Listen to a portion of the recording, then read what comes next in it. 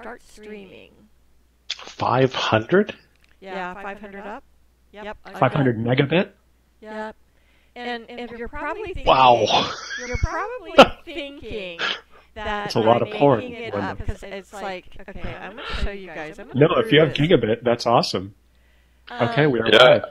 I have gigabit internet as well, but certainly not 500 up. Yeah, I'm 500, but I'm only get around 410 on both directions. Yeah, so let's see what it is now. Okay, we are live. Funny, cool. All right, so let's see what I end up with. Yeah, it's an advantage of moving to a new neighborhood is all the cable. Yep, And, absolutely. Yep, so I know some of those houses downtown are really kind of cool, but yeah, so let's see. Wow, 1 millisecond. That's pretty good, too. Yeah. Is the office next door to you? No, it's is my office? Oh, I only No, have the 357. telecom. Oh, and I only have 357 up. No. Okay, so. I'm sure that will be sufficient. Yes, Yes. I'm sure too. So I think we're surprising anybody who may be live, if anybody has joined us yet, because, and I don't see the chat, but because we've actually started a minute or two early. I think we surprised everybody. Yes, that is a rare thing. Cool. Yeah, they'll probably go in.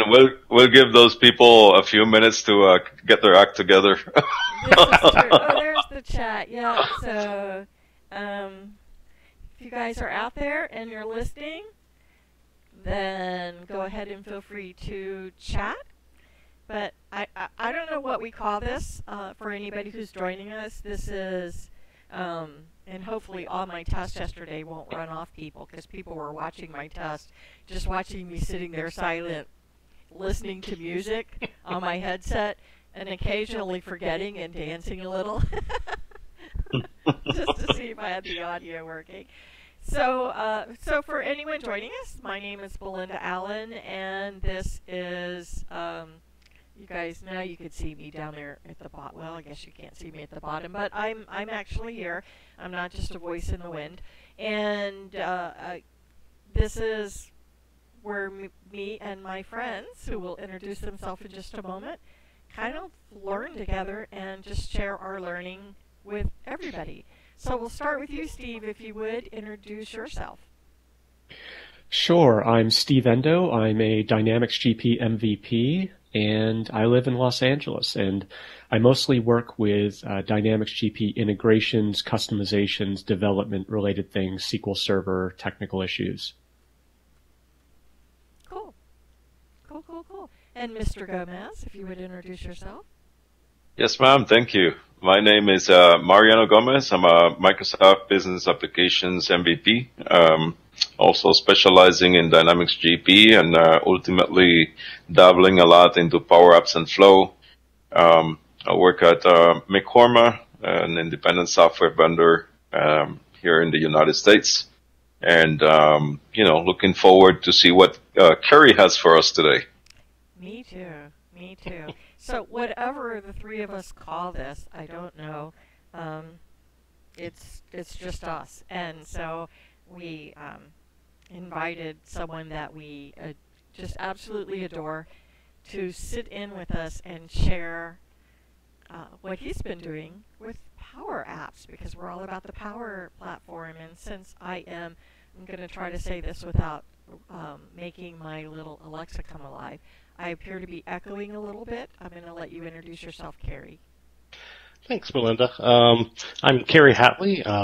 Been doing Great Plains for many, many years, specializing mainly in the back-end stuff and SQL Server.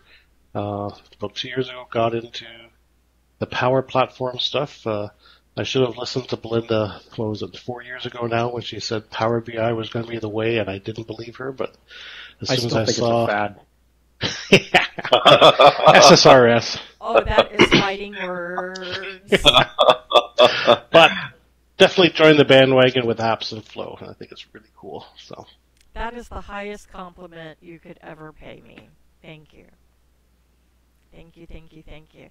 So, Kerry, you've been working on some cool stuff for Rudy, and I can't wait to see what you have to show us.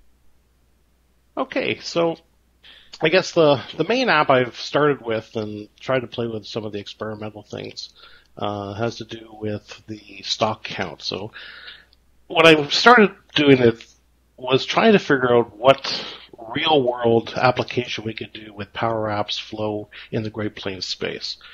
So we all have, anybody that has inventory, we have to do stock count. So it's, if you have a big warehouse management system, you can use things like Panatrack or some of the other solutions out there. But what if you just have the smaller little inventory or even a fixed assets or something like that where you want to enter on your portable device and utilize it that way. So PowerApps created a really nice way to utilizing it. You do have to use the external gateway, which I know you guys talked about last time. So I'm really not going to get into that, but just to give you a quick little idea of the demo, I have to share my screen.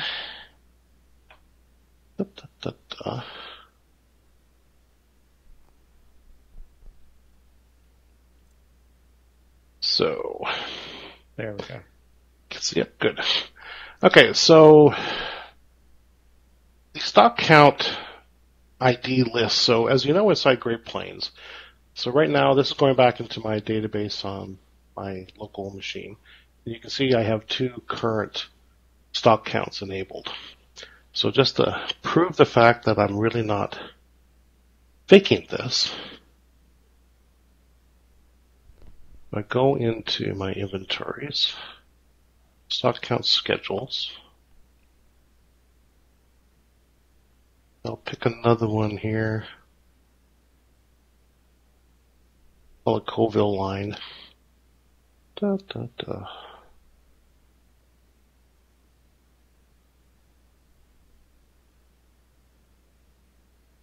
Okay, so this is just starting a stock count within Great Plains. Then if I go back to my app and I refresh,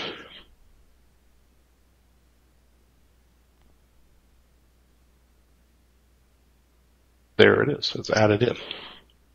So I'm not doing anything funky with it. This is live data back to my server, again, using the gateway. So then from a normal stock count, you would select your details, your lines. And right now it's going back to live time database, retrieving what the current stock counts are.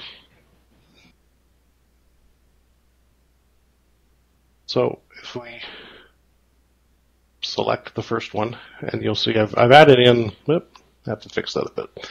It's actually going out and doing a lookup as well onto the item number so that you can see what it is. In a real world, what I would do in the back end of this is actually create a view that calls all of my information at once instead of utilizing lookups. But this just proved that lookups work. I'm connected to 3 databases, and I'll go through some of that details in a second. But if I want to add to this item, I can type in 500 and save.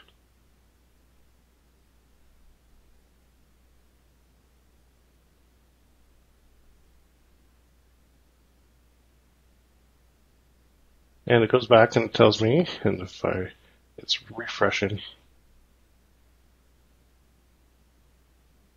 Now, if I go back into Great Plains,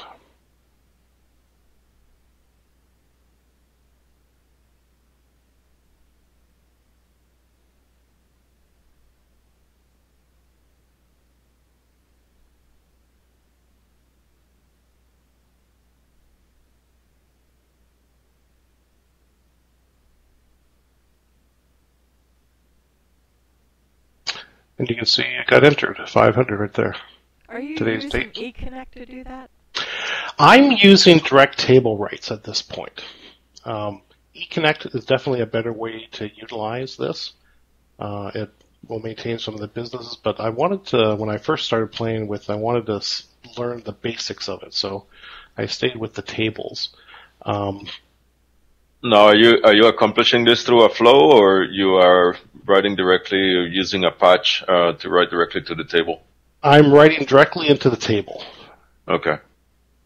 All right, cool. That's really awesome. Yep. So if I go back, and there's some gotchas here that you kind of need to be aware of when you write direct. And this is actually kind of true for anything, even eConnect and some of the other, especially in the date fields or a lot of your database constraints. And you really need to be well aware of those. So to get to the constraints here in a second, but the date problem that you always have to worry about inside anything to do with dynamics is, of course, the date field versus the time field, where you have to have those zeros of that. So one of the constraints is to solve it is I'm using the defaults and the updates. So inside my evaluation or my equation, I'm utilizing today instead of now. So what that's doing is forcing the date part only and making the hour, minute, seconds as zeros that's required. Yeah, I learned that the hard way. So that's a good tip. There's a big difference between today and now. Yeah, so if I go back to, inside my Excel is just where for me, when I test my equations, I always go back to Excel, plop them in, and see what's happening. That's a great tip. Inside the now, you can see where it's added the date and time. But inside today, it's made it the way that Dynamics likes it. So I have a question for you. What would it hurt or cause anything to break in GP if we put the time in as well? Yes. The constraint will fail and it won't write to the database. You'll get a SQL error. Yeah. Correct. And you have to dig to find out what the SQL error is, because the first error that comes back, it just says it failed. I just learned my second new thing of the day, so I only try for one. So one of the scripts I always have and I run against every update or everything I do within Great Plains is it's basically a constraint script that tells me here's the tables, here's the constraint name, the column that it is looking for, and then here's the definitions of what that constraint is doing. So if I go to my IV 10301 table, which is where we store the stock counts, so here's the date, the count date, and it's telling us that here.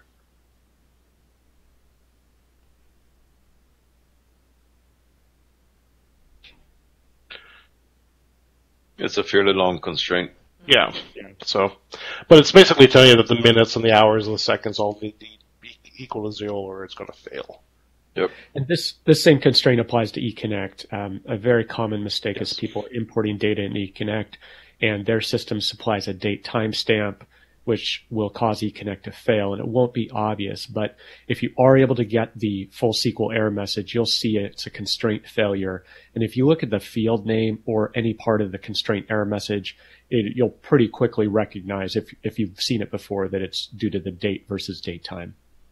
Yeah, and one of the things that was posted the last day or two that I found interesting was that somebody had said, well, just go into the tables and delete your constraints. Yes. No. No. Please don't. They're there for a reason. Microsoft put them in whether we like it or not, but they're there, so, Yeah, and it also has to do with the controls in dexterity. The date control in dexterity does not understand the timestamp portion of it, so.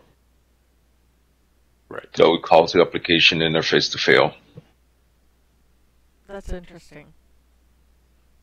Yeah, the dates in PowerApps are very persnickety. Yeah. It follows the iOS standard, yes. So back to the app itself. So, it really is kind of that simple, but I have to pass back a bunch of hidden fields here as well. So one of the ones with the stock count is it does want you to pass back the variance equation. So what the new variance is.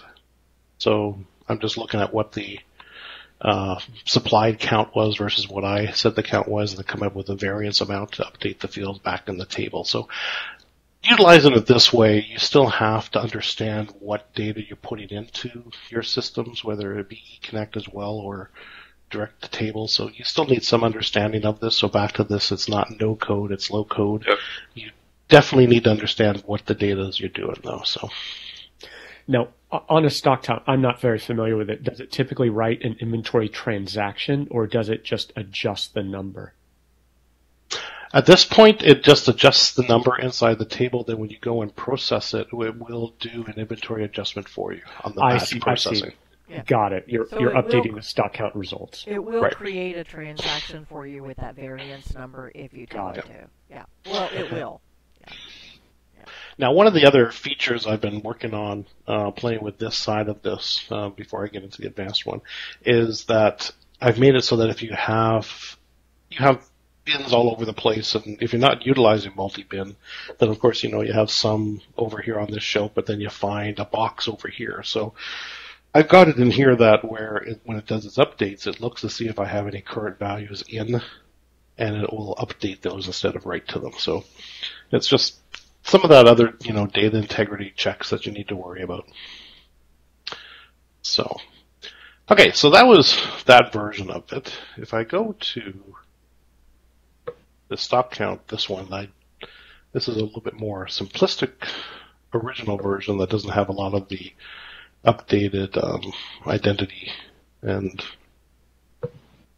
description fields. But this one is utilizing the experimental barcoding. So what I've done in here is, so in my window here, you can see me, but that's going to be where you read a barcode. And what it's going to do is the barcode control is just going to fill in the search items. So if I type in, start putting in searches, it's going to start decreasing what I find here, for example. But if I want it to read it from a barcode, so you can see the yellow box finds the code, the red box means it's reading it, and there it goes, it's scanning. What field in GP are you putting that barcode in? Well, this right now is just it's doing a lookup into my list that I have. So now I've just found this item here, and I can go in and enter data. So the barcode is just reading from the...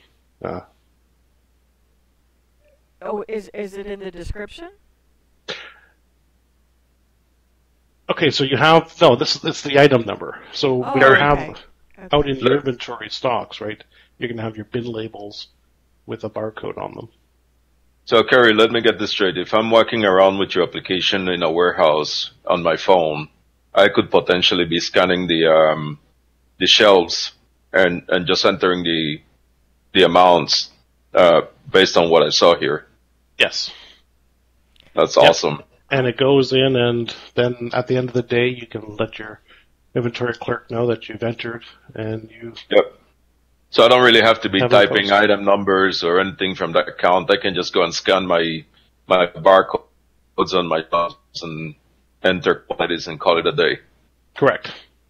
That's awesome. I bet that would save that time window between when you create the stock count list and you update it dramatically. Yep. It is. You don't have to worry about the list going out, and every time you use it, it's pulling up the latest information, so you have multiple people entering data. You have to have that into account as well. There's some try-caches that you have to put into the other side of it. One of the challenges I've seen and discussed with the warehouse management vendors is, say, an Android device that they purchase that uses a Power App and uses the phone camera. The responsiveness of that device is usually not as good as what a warehouse management handheld can provide. Would you say that's accurate? That is accurate. So the camera specs on the barcode reader itself that Microsoft utilizes requires I have to look them up, but it's just the newest iPhones, basically from iPhone 8 and above, and the Samsung's, I want to say, is it 7? Yeah, Galaxy S7 and above. Galaxy 7 above, yeah. So it's the resolution to be able to read the barcodes. And right now, that experimental control of barcodes is still limited to code 39 or 3 of 9 and 128. It doesn't do any of the 2D codes at this point. So there's still some things there. Now, there is some add-on options to mobile devices that connect via Bluetooth from scanners. Right. So I have one of them that I'm playing with and trying to make it work into PowerApps. So we'll see what we can come up with that. So that would be an actual IR barcode scanner or laser barcode scanner. So you don't have to use the photo-based barcode scanning control. That would be because some of them are like, I mean, the one I bought was like $200. Right, much more economical. Attaches to the bottom of your phone and sends through Bluetooth backup as a data source. So important. Yeah. So that's kind of the fun one from the inventory, and that's kind of pretty cool. That is really cool. Really cool. Yep. And one of the things that I just recently saw a Gartner group, they said that there was less than a 3-month ROI for a PowerApp. Less than 3 months. I can believe that. That's pretty astounding. Well, considering that you barely have to draw any code to make all these applications work, I mean, it's certainly, gives you enough time to focus on the business process and the problem at hand rather than contending with the development of the application. Yep. So, the ability to build a UI. I mean, as a developer, I write a lot of back-end code, and when I have to develop a UI, it's a major hassle. Yep. So the ability to quickly and easily deploy a UI without writing code is a huge deal, huge time saver. There's a book on UI called "Don't Make Me Think" on UI development. I don't have enough background on Xamarin development, but I can't see things like these being developed that fast in Xamarin unless they come up with some super templates of some kind. That's a lot of coding just to do half the things that you just did there, Kerry.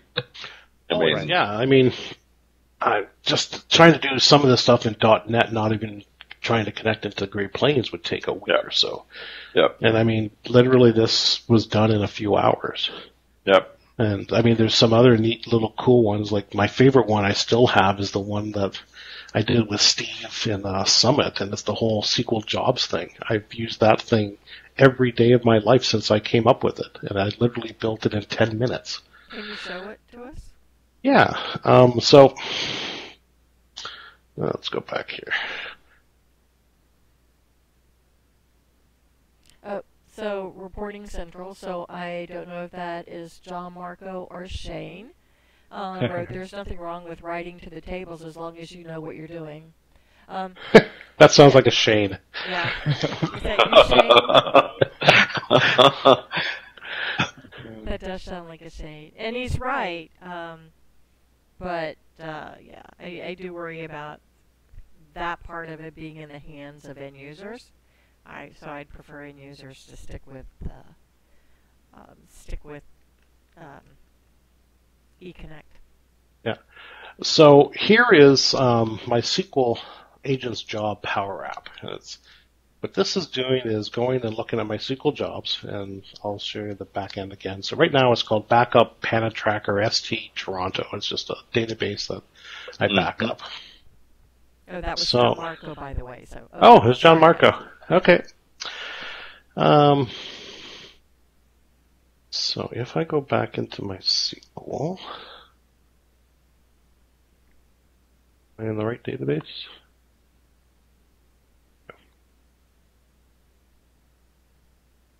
Wait 1 second. I can launch my other SQL Studio Manager. So while you're launching that, hey, John Marco, a good use of this for you would be when you in your app that I can't remember which app it's called, the one that is trying to find discrepancies in posting, since it The closer. The closer. Since it writes to that table and it's kind of like a temporary write when you run it, would be to, once you run it, to extract all the data from that table into a collection inside of PowerApps so that you could do a little bit of reviewing right from there. Just I did it with Power BI. I'm just saying, you know, I found it tremendously helpful. So here on one of my other SQL servers, this is 2017 SQL Server, you'll see that I have the job right there. It's called Backup Panic Tracker ST Toronto. Again, just to, you know, prove we're not doing anything funky. So if I rename it,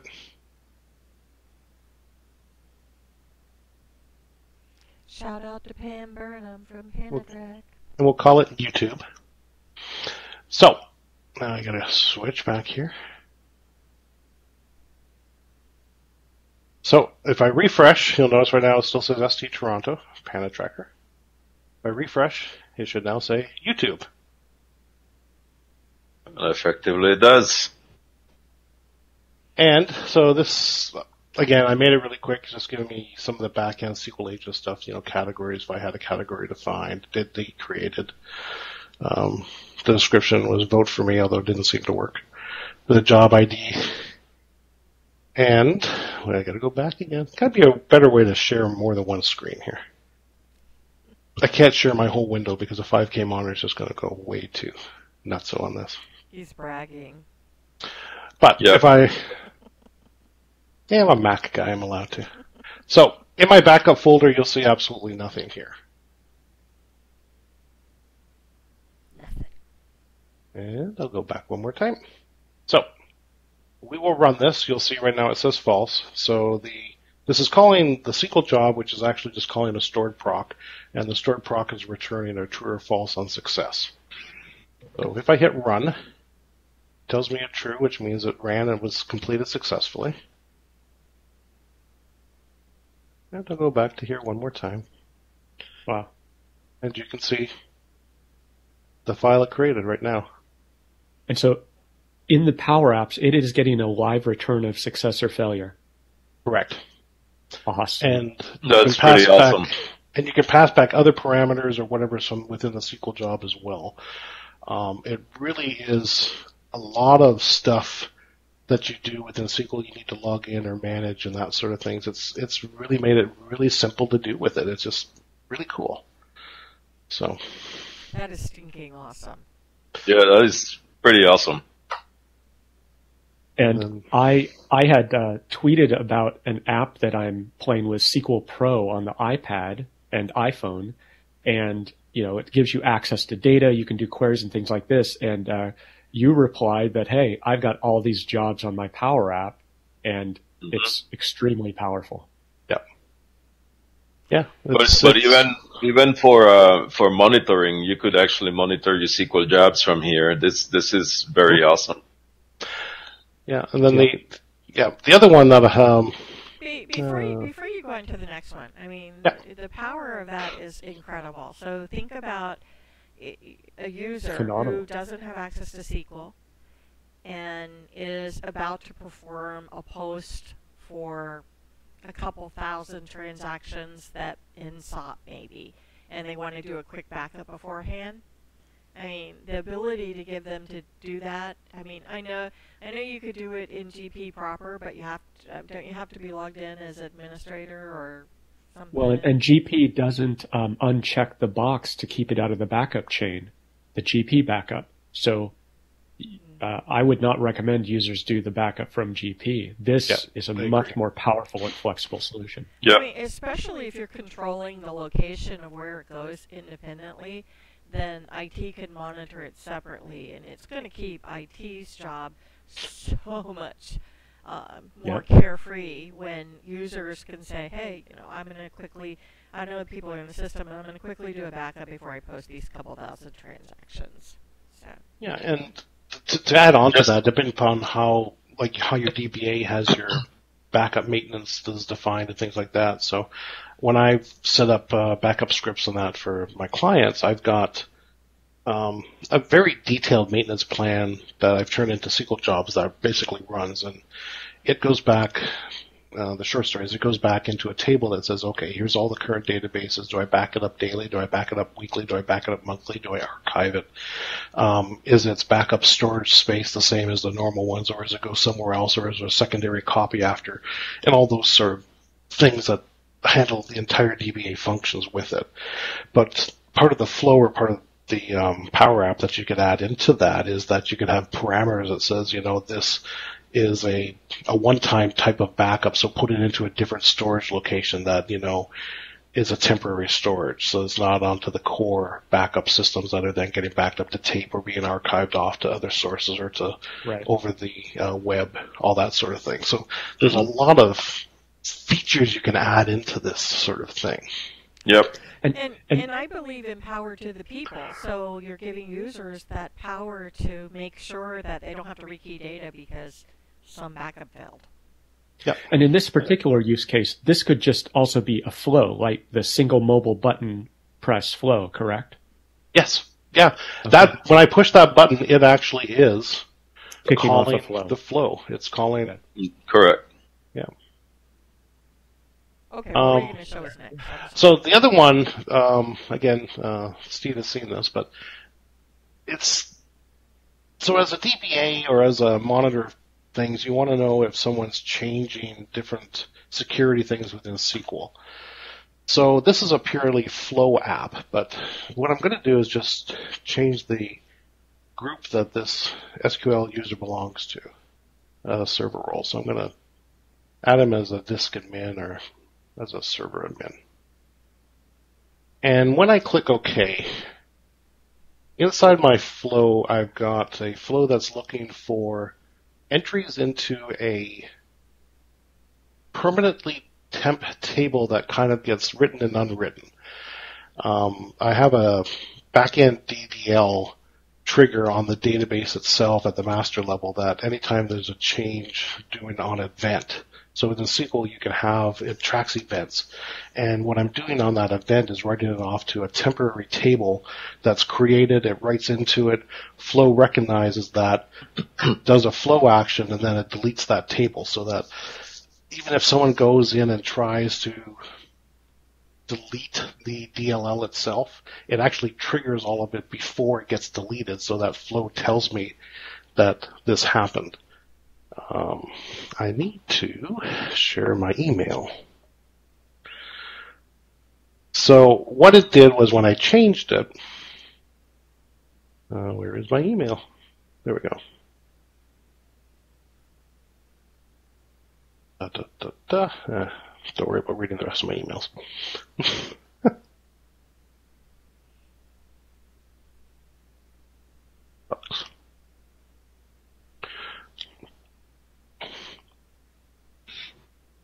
So what you can see is inside Microsoft Flow sent me alert. It says altered server role on disk admin add to member SQL user. Nice. Okay, and server admin I added to the SQL user. So those were the two things that I had added to that user's role. Now this would get cleaned up a lot better if it was actually being out there and that sort of thing, but it's just a good way of, monitoring securities and finding out if someone's done something that they're not supposed to. Yeah, it's absolutely fantastic.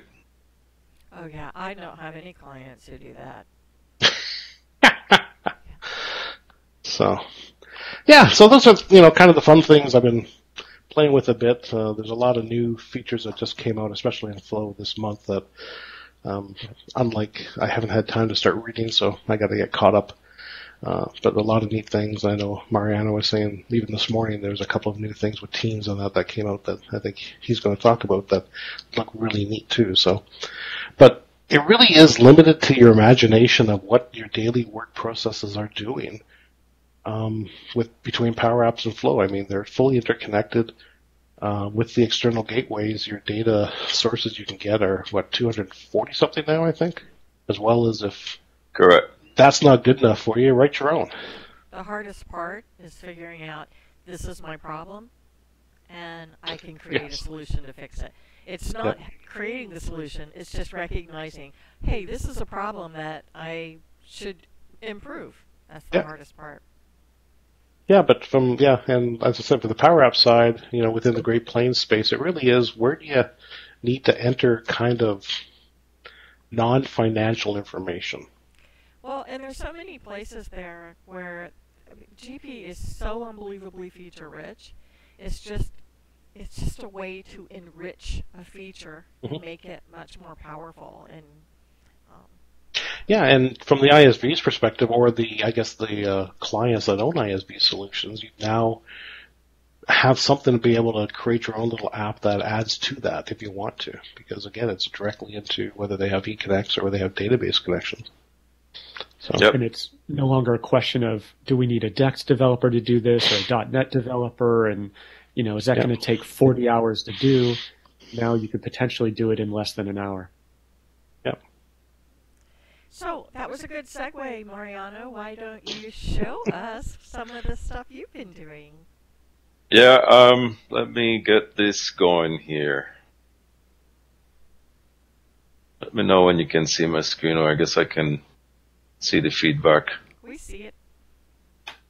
Awesome. So, as of late, I had a problem to solve. In our company, we had, the typical timesheet process that consumes a lot of cycles from people entering time into an Excel spreadsheet. Nothing wrong with Excel. I've seen Belinda demo some spectacular Excel solutions with her shootout and during her shootouts, but we needed something a little bit more practical. And the bottom line is there's certain things that we track in time-wise that we need to have much better visibility at the end of the year on. For example, all our R&D, as most of you know, is tax deductible to a certain extent. We had other things that we wanted to measure, how much time we spend on each sprint and build. So, these are the kind of things that a simple Excel timesheet, compiling all those at the end of the year, and certainly consolidating all that information takes quite a bit of time, and it's time consuming, although despite the powers of Excel. So what I had pretty clear is I didn't want to have to start this from scratch. I knew there had to be something out there that I could leverage to get this problem solved. So in doing some research, I came across a simple expense report sample Canvas application that Microsoft already had in place, and it's actually downloadable. If you go to the PowerApps Canvas app examples, there's an expense report. So I started to draw the comparisons and read through it, and I figured that most of this stuff is truly applicable to a timesheet. I knew I had some other things that I wanted to basically get in place, but the framework was there. So one of the things that you can start doing here is entering a timesheet, of course, that will set up the report. So things like defaulting the period start date to the previous week, this is something that wasn't there, so we added that. I added that as a feature. You could also basically enter the approver of your timesheet, so that basically reaches out through Office 365 to get the list of emails or personas within our tenant. I added this other feature. So in my team, we have two cost centers. We have development and SQA. So you could pick what cost center you belong to and basically create your timesheet. This would basically lead you up to add line items so that I could go ahead and start, playing with this basically. And things are, there you go. So, it would allow me to choose a date within the period that I'm working on, select a category. As you can see before I jump into that, the activity is disabled. As soon as I select a category, now the activity becomes valid. Either I can type it, or if I'm not interested in typing, because I'm on my phone, I can click on this particular, gadget or widget that we added, and then it will filter out all the active projects for that particular category. So in this case, I could choose, this specific build. Build 76 is one that we're working on right now. And I can enter the time I spent on that particular day for this build. So let's say I spent 8 hours developing. I can either choose to save and add a new line or just save. If I save, and it will take me back out to the main window. Now I can see the accumulation of all the time throughout the week, etc. At the end of the day, I can either choose to submit that timesheet or go back and keep adding more information as I go along. And as you can see, where is it storing the data? Oh, that's a good question. We basically chose to do this in SharePoint for various reasons. So one of the things is I wanted to make it very easy for our management team to get access to this information. But also, Belinda, one of the things that you will love me for is I also wanted to run stats on that information. So I basically set up some Power BI dashboards. Yep, that are reading straight out of SharePoint. And if I go back now and refresh this information, I can get, all those, that additional 8 hours added to, the various different components that I have here. So, you just made Belinda very happy. You did. Correct. Yep. So, and her and I had this discussion, over Thanksgiving of all dates, right? While our spouses were watching TV, we were geeking out. So I found it to be, very interesting. Yeah, I shared with Kerry and Steve before we started. So I'll let you know. While my husband and Mariano's wife and son were off playing tennis, we were doing PowerApps. Yep. So that's part of it. The second thing you asked me, why do I choose SharePoint? I think it's because also the integration with Teams. I wanted my entire team to be able to access this through various ways. I want them to access it via browser. I wanted them to access it via phone. We also had deployed Teams previously, so this is my Teams application for this timesheet app. So I'm surfacing the application inside of Teams as well.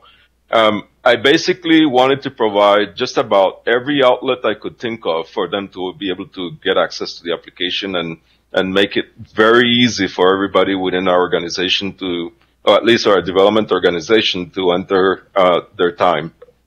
So, yep. I think we had an informal discussion about this as SharePoint as a storage repository for PowerApps platform. I think it makes a lot of sense. You don't have to deal with CDS. You don't have to deal with the licensing related to CDS. Yep. And SharePoint is a very accessible repository. And absolutely, there's a lot of good built-in tools already with SharePoint. Actually, while you were saying that, Mariano, I was thinking back to Kerry's stock status one when we were talking about the date. It would have been cool if it also, using Flow, wrote back to SharePoint an audit trail of who counted what when, using the time as well. Yeah. So one thing you can do here is, obviously, if I go back to this timesheet, right, and submit it, then I'll receive an email notification that this timesheet is now in pending. So I'm waiting for my approver or my manager to basically approve this time. And once it's there, then it will go into approving. So now I have no timesheets in open. I have this one pending approval. And perhaps if I go here, I could see, let me see if I can see it come through. And if for the so here it is. For the approver, Mariano, in Office 365, you could set up a manager, and if you could create it so that if you left it blank, it would automatically put that person. Route it to the right person. Yep. These are basically improvements that we're thinking about over time. But, I need to get something up and running for January 1st. And as I said, I didn't really want to have to spend too much time researching and digging deep. And I think this initial cut does it for us. So right now, I can enter a reason for approval. So I can say, this looks good. But if I reject it, it will go straight back into open and so on. So I'm sorry, I think and so that Outlook integration, that is part of Flow? That is correct. That is part of Flow. I haven't used that before. That is pretty slick. That's that approver part, right? That is that approver part, yes. So now I have approved this, and I can go back and look into my timesheet. Perhaps I'm not an overly I'm laughing because I see Steve's picture on it, and I could see his wheels. I could literally see his wheels spinning and see his eyes going from left to right. So as you can see, those 8 hours that I submitted, let's say it was the full timesheet of the week, it could have been 48 hours or whatever, are now in approved. I have these little, filters, built-up filters that that I can show where and what status those timesheets are in, or I can show all the timesheets. So I will give my team access to go back. One thing I did that is different from the actual template that you saw here from the expense template is there's couple enhancements. Like this expense template allowed everybody to see everybody's expenses. So this timesheet has an improvement where obviously now I'm filtering timesheets for each person that is entering them. So they're not seeing other people's timesheets. The other thing too is if the timesheet is approved, then you have obviously no opportunity to go back and delete it. So that was something that I improved over the original expense report that was there. So, there have been several enhancements. The selection of the activity, it's also enhanced over the standard one or the standard template that was provided. So quite a bit of enhancements, but as you can see, I took something that was already there, just imported it, and as you said before, Belinda and Steve, is what else could I have done to improve over what was there, and my imagination being the limit to what I could accomplish. And one more question about the flow. Is that flow a standard flow, or is it one of those business process flows that has the approver feature? So yeah, this was a standard flow that had the approver feature. So it wasn't a business process flow. Which, by the way, those business process flows, correct me if I'm wrong, Kerry, but I think those apply mostly to Dynamics 365 and CDS type. Yeah, you need CDS 2.0. Yep. Okay. So got it. That's the main difference between those two. Yeah, the approver control is built into basically any kind of thing that you can relate back to an email. There's a way of linking that into it. So it is really neat. Okay. I haven't used that. I need to.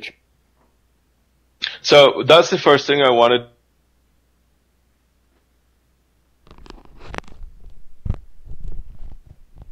Did we lose show you? I wanted to show you that. I'm sorry. You can hear me now? Yes, we can hear you. Yes. Okay, so I was saying this morning I woke up and I wanted to go back and add something else. We have back in Teams, we have a custom dev channel, or within our custom dev channel within our development team, and this channel basically is where my the folks in custom dev will draft their proposals for me to review.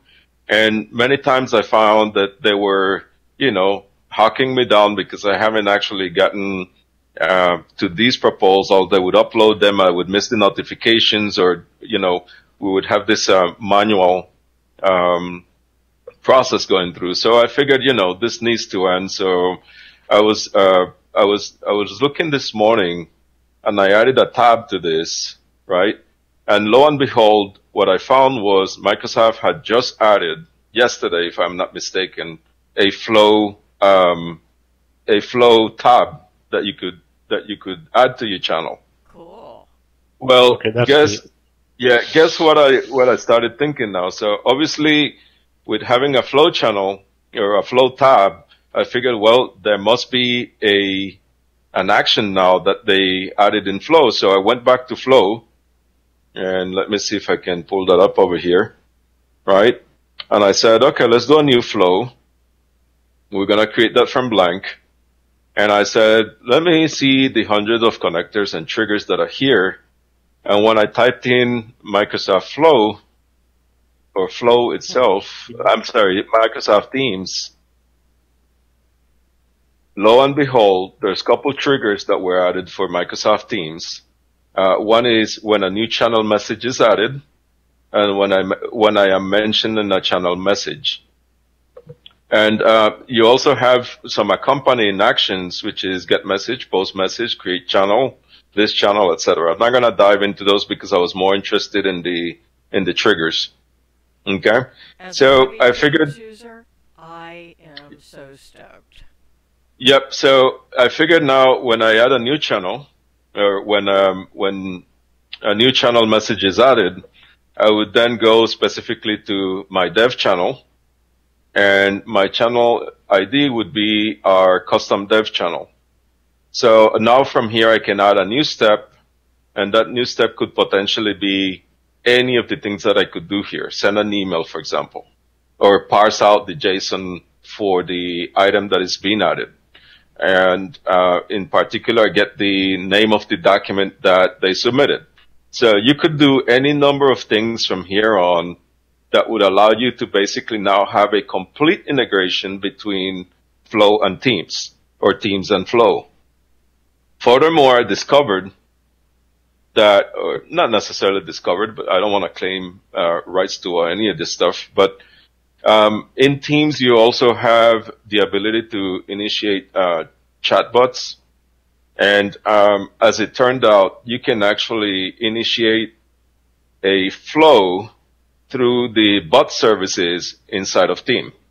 So I can basically type in run flow and whatever the name of that flow is, and Teams will, or the chatbot will basically go and execute the flow.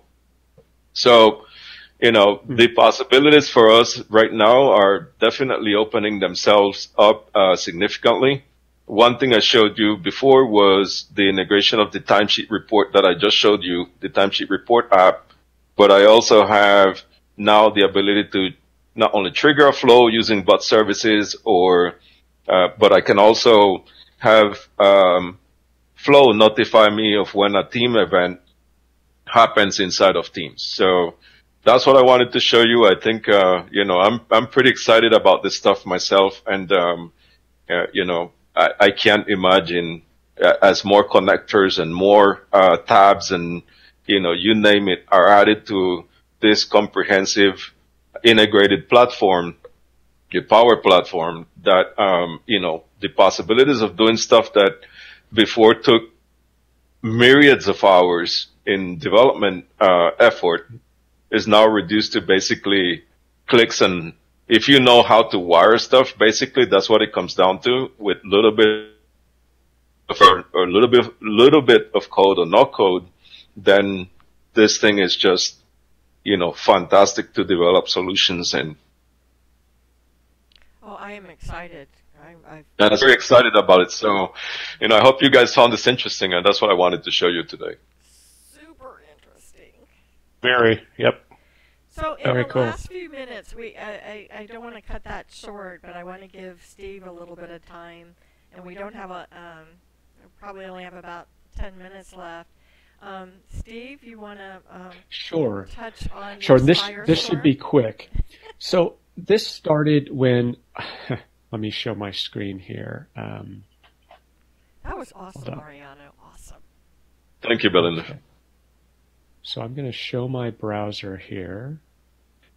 So this started when I attended, kind of randomly, I attended a PowerApps licensing session at GPUG Summit, or at the Summit conference. And I don't know why I decided to attend that, but I said, okay. And let me tell you, it was a full room with two presenters in front who thought they knew what they were talking about, but they had to get constant help from the two Microsoft employees at the back of the room. I believe one is the head project manager, program manager for Microsoft Flow, and the other was fielding questions regarding PowerApps. And people were asking some basic questions about how do I license PowerApps. The presentation was good, but as soon as you started to get into scenarios, things immediately got convoluted. And so it's like, okay, I have an Office 365 user with this license level, and can they create a Power App? If they can't, what license do they need? Or if they have this license, can they use a Power App without having a higher level license? You can get a PhD in Power Apps licensing. You can make that. It's, on the one hand, you kind of shake your head and think this is silly, but on the other hand, organizations with hundreds or thousands of employees, this is a very, very expensive proposition. You can't just, it's very easy to build a Power App. Then when you go to deploy, it's like, okay, well, we have Susan over here. She has this license, but then Sam has this license. And then we've got Ted over in this department. He's got a different license. What license types does each user need? Now you could say, oh, we'll give them, whatever the higher level license is, but you may be spending 3 times more on an E3 license when that user only needs an E1 license. And the implications are different. So it was an entire hour plus of full Q&A between the presenters and the Microsoft people trying to figure out what licensing is required for what scenario. So it's very scenario based. It is not a clear-cut answer. So then you have separate Microsoft Flow licensing. And this starts to get more confusing. It's like, okay, I built a flow. What license do I need as the person who's going to build a flow? What license does the end user need if they're going to trigger a flow? And then you have other scenarios. What if you do an HTTP endpoint in Flow that listens for an external caller? Well, that external caller isn't part of your organization. How do you deal with licensing for external callers that are not initiated internally? Okay, and then something happens in SharePoint. That triggers a flow. You have dozens, if not hundreds of scenarios that determine what type of flow license you need. Steve, As if, yes. Yes. You're showing this in Taiwanese dollars, just so we don't confuse Oh, everyone. thank you. Switch that to US? Wait, you guys don't use Taiwanese dollars? Do they have Bitcoin here? Come on. No Bitcoin. I'm so disappointed. Microsoft needs to get on board. Okay, so yes, now we have US dollars. So here you see the flow plan is not expensive, but if you have 1,000 users in your organization, you could be talking the difference between $5,000 to $15,000 every single month. It starts to really add up. So this looks really appealing. Great, $5. Oh, well, we need the $15 plan to do X, Y, and Z. Okay, well, that may affect how your 365 licensing goes or your overall Office licensing. And this looks really economical, but earlier this month, or actually end of last month, a message was sent out to say, hey guys, I know you're big fans of Flow and PowerApps. By the way, we're going to change some of the licensing terms. And of course, that's not to decrease the prices and licensing requirements. It, of course, is to increase the licensing requirements. So effective in February, these capabilities will only be available with the PowerApps and Flow Plan 1 and Plan 2. So custom connectors now require a Plan 1 or Plan 2. HTTP actions outside of SharePoint and OneDrive require this higher plan.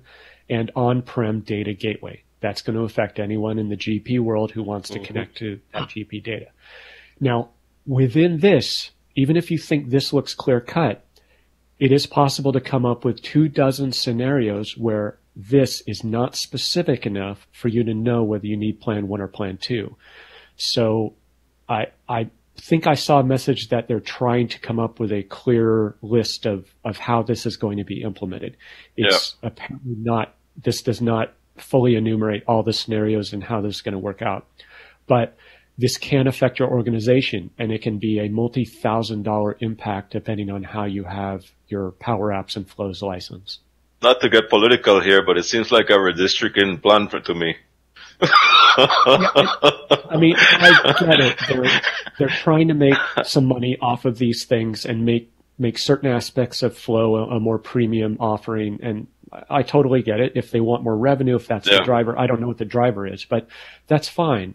But my guess is that many of the people who are using some of these features for free today are now going to have to purchase plans. Yeah. Well, if you think about the entire pricing structure, though, of how they've done Azure, which is really transaction-based, right? And all of this PowerApps and the Power Platform all are Azure services, then it makes sense in how they're trying to accomplish it. But their licensing is completely different than Azure, right? Yes. So Azure, a little clearer how those things are licensed. It's more of a resource licensing, right? This PowerApps and Flow licensing is a user-based licensing, and it's named user. It's not concurrent user. So it starts to add up if you have a user going from, say, $0 to $50 a month. So it's causing consternation. This is only what's inside your tenant. I also think I saw a few Twitter messages asking about what happens if I want to provide access, to some trigger that is external to my tenant or something like that. So, yeah, exactly. And in a SaaS world, we're going to get more and more of that, right? Different organizations interacting, triggering flows, using PowerApps, and I don't know that all those details are worked out yet. Yeah, I'm expecting. I'm waiting to dig into it until there's something clearer out there, because even in the MVP world, you guys have seen it too. I mean, there are a dozen emails every day clarifying this plan, and so we're trying to get there. And based on what I read so far, this is even a better reason to go to PowerGP Online, because we don't have to use the gateways. Shameless plug. Right, shameless plug. I gotta give Njevity and PowerGP Online some props. So, and your camera looks like it's covered, Belinda. Oh, it is, but they can't see me anyhow. So I guess the other part to that, though, is that those new rates do take effect for February of 19. But if you're on a current plan, that stays true until your plan expires or sometime in 2020? Yes, I think there is a grace period for existing users of those specific components, for instance, of Flow. So if you are actively using those HTTP connectors, for instance, apparently you get grandfathered for an additional X months or year or something like that. Yeah. Wow. That's awesome. Yeah. Okay. That's something else. Yes. Oh, Jen Coons was wondering what NT meant when she on that plan sheet when you had the Taiwanese dollars. I didn't even notice it. It's so weird that popped up. Yeah. Well, thank you guys. Kerry, thanks so much for Thanks, Kerry. Those are great demos.